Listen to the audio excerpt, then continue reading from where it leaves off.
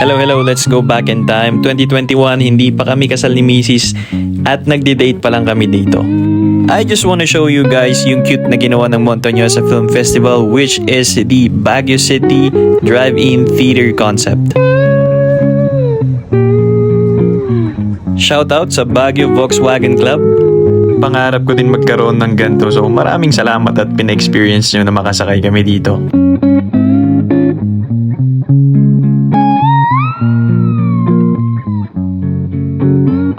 Yan, kunwari hihilain natin yung seatbelt.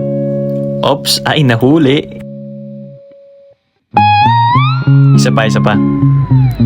Ops.